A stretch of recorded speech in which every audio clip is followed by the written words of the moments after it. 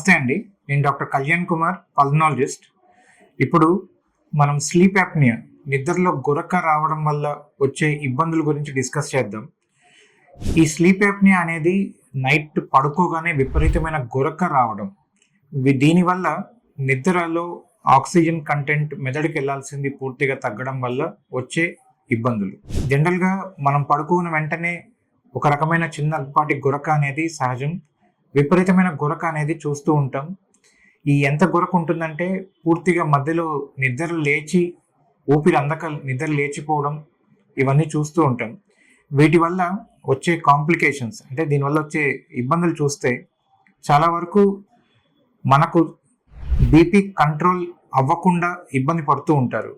ఒకటి medicine, 2 medicine పెట్టినా సరే బీపీ తగ్గకుండా ఉండడం, ఈ నిద్రలో గురక ఉండడం వల్ల కూడా సమస్య వల్ల కూడా బీపీ కంట్రోల్ అవ్వకుండా ఉండొచ్చు. రెండోది, మెదడుకి గుండెకి సంబంధించిన స్ట్రోక్స్ రావడం. ఎప్పుడైతే నిద్ర మనకు క్వాలిటీ ఆఫ్ స్లీప్ అంటూ ఉంటాం, తగ్గినప్పుడు ఈ విధమైన కాంప్లికేషన్స్ రావచ్చు.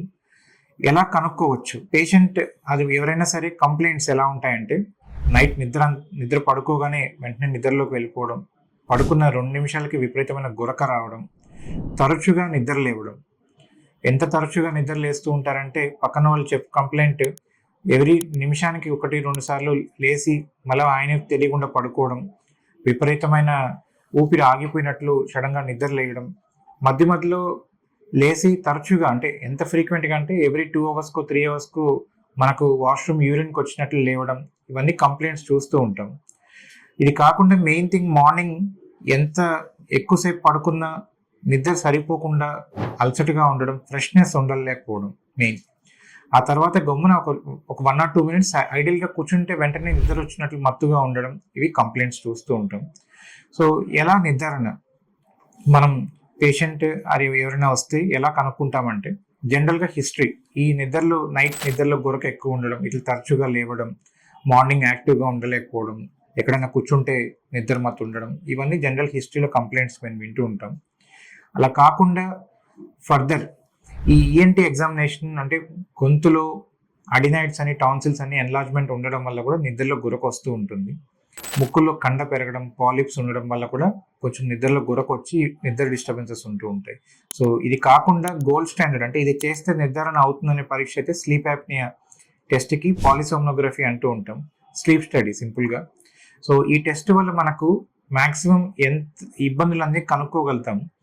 ఇది ఇంట్లో కూడా చేసే పరీక్ష, అంటే ఇంటికే ఒక టెక్నీషియన్ వచ్చి ఈసీజీ లాంటి డివైస్ కనెక్ట్ చేసి ఎంత సివియర్గా నిద్రలో గురక వస్తుంది, దీనివల్ల హార్ట్ రేట్ ఎంత ఫ్లక్చువేషన్స్ వస్తున్నాయి, ఆక్సిజన్ లెవెల్స్ మనకి ఎంత డ్రాప్ అవుతున్నాయి, వీటి వల్ల మనకు వచ్చే ప్రాబ్లమ్స్ అని ముందుగా కనుక్కోగలుగుతాం.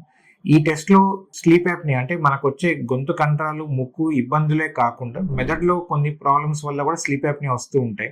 ఈ ప్రాబ్లమ్స్ కూడా మనం ఈ టెస్ట్ ద్వారా కనుక్కోగలుగుతాం. ఇది డయాగ్నోసిస్. ఇది కాకుండా సెల్ఫ్ టెస్టింగ్, అంటే కొన్ని స్కేల్స్ ఉంటాయండి, స్టాప్ బ్యాంక్ క్రైటీరియా అని, ఎఫోర్ట్స్ స్లీపినెస్ స్కేల్ అని. ఈ ద్వారా మనకు ఎంత సివియారిటీ ఉందనేది కూడా మనం అసెస్ చేసుకోగలుగుతాం. కమింగ్ టు ట్రీట్మెంట్ ఏం ఆప్షన్స్ ఉంటాయి? జనరల్గా లైఫ్ స్టైల్ మోడిఫికేషన్స్, వెయిట్ తగ్గడం, ఎర్లీగా డిన్నర్ చేయడం, కొంచెం ఎక్సర్సైజ్ యాక్టివ్గా ఉండడం, ఎక్సర్సైజ్ చేయడం, ఇవి చాలా వరకు మనం ఈ స్లీప్ యాప్నియాని సివియారిటీని తగ్గించుకోగలుగుతాం. ఇది కాకుండా పడుకునేటప్పుడు ఒక సైడ్కి తిరిగి పడుకోవడం, కొంచెం తల భాగాన్ని ఎత్తు పెంచుకోవడం. అది కూడా ఎట్లా అంటే, సైడ్ తిరిగి పడుకున్నప్పుడు తల భాగం మన షోల్డర్ 2 సేమ్ లైన్లోకి వచ్చినప్పుడే కరెక్ట్గా పడుకున్నట్లు. సో ఆ విధంగా మనం మన పిల్లోని, తలగడ్ని అడ్జస్ట్ చేసుకోవడం.